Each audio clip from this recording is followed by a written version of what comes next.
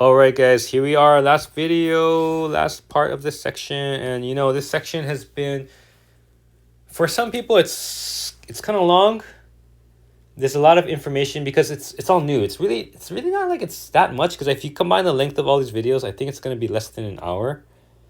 But it's a lot in the sense that if you haven't seen sets before, it's a lot of new stuff, right? One thing I do want to point out, I kind of forgot to mention this earlier though, is that when we were talking about notation, at the start of class today, if you were to see something like this, then you'd be like, what the heck does that mean, right? Or something like this.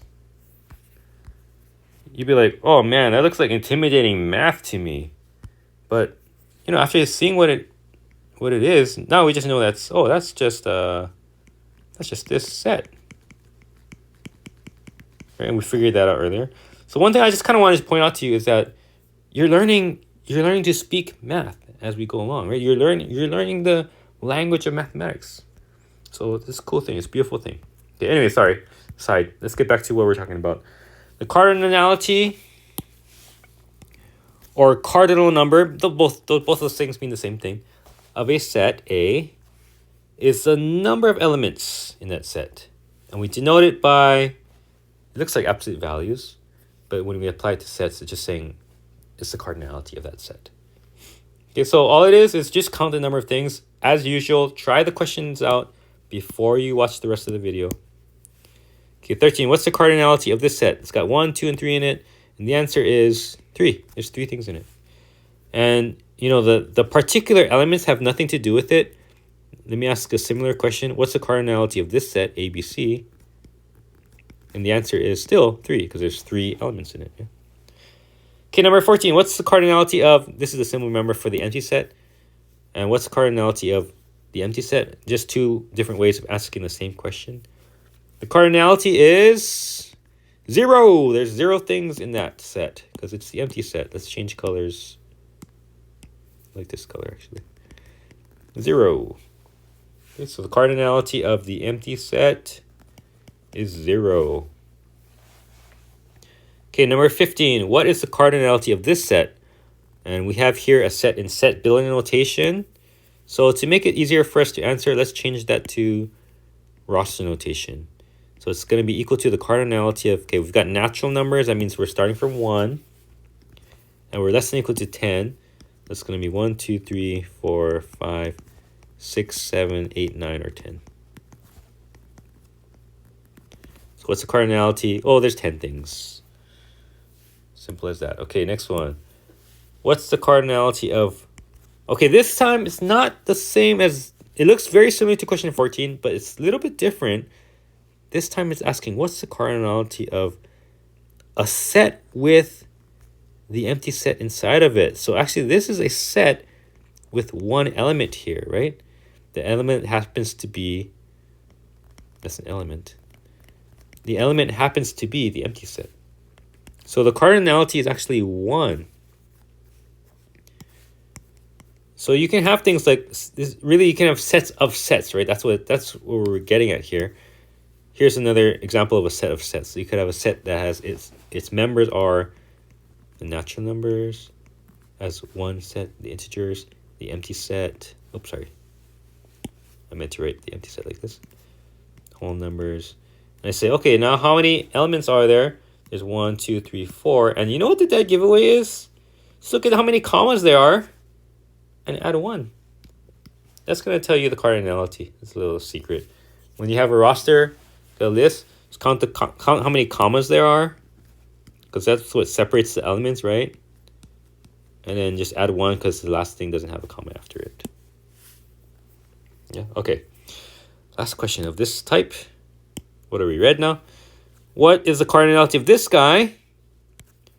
Well, again, it's the cardinality. I'm rewriting it just so we can unpack what's in there. So I'm looking at the cardinality of a set with, again, 1 thing in it. That thing that happens to be 0. That's the element. So the cardinality is 1.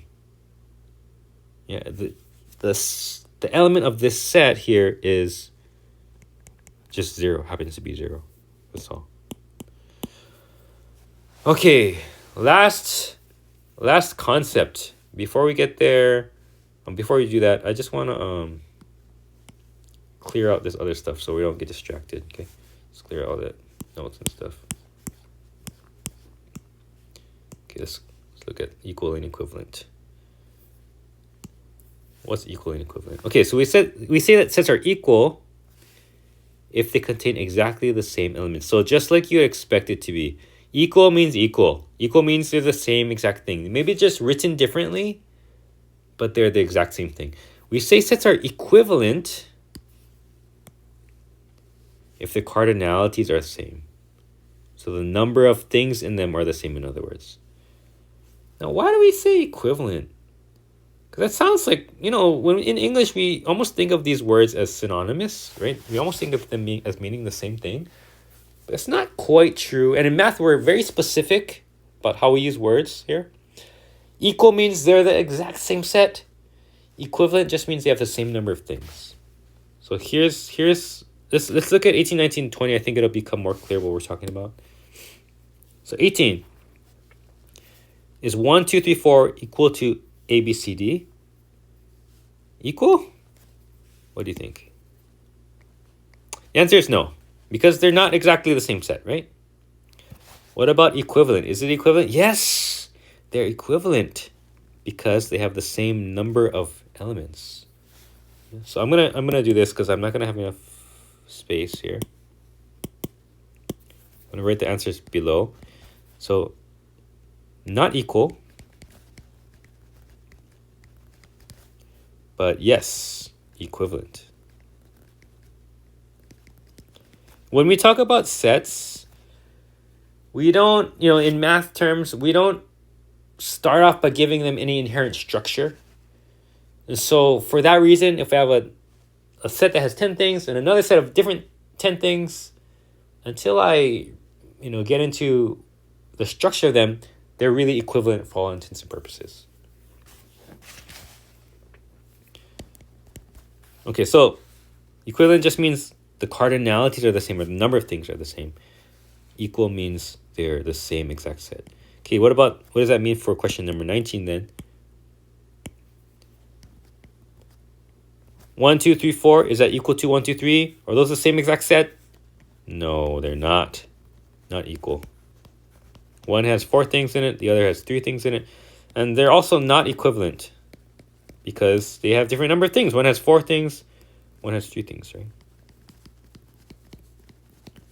Okay, lastly, question number 20.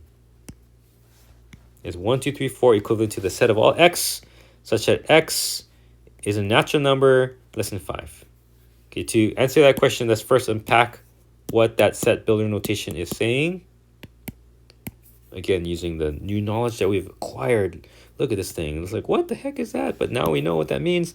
It just means natural numbers starting from 1 and ending before you hit 5. So that will be 1, 2, 3, 4. And whoa, look. Yeah, that's the same thing, right? So yes, equal. And if they're equal, then automatically they're going to be equivalent. Equality implies equivalence. If they're equal, they're the exact same thing. So of course they're going to have the same number of elements. So yes, equivalent as well. Equiv. This one is a V. Looks just like my U here. Equivalent. Okay. All right. I think that wraps it up, guys. Let's see if there's any other comment I want to make. There's something on the back of my mind I feel like I wanted to say here about equal and equivalent. Oh yeah, I know what it is. So there's one more thing to relate here. So remember earlier we talked about proper subsets and subsets. The proper subset, it had to be smaller. And we had this idea of cardinality. So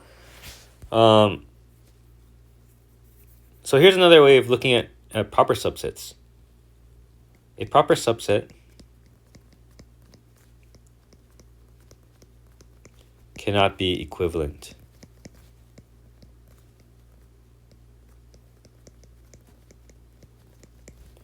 to the set that it's a subset of.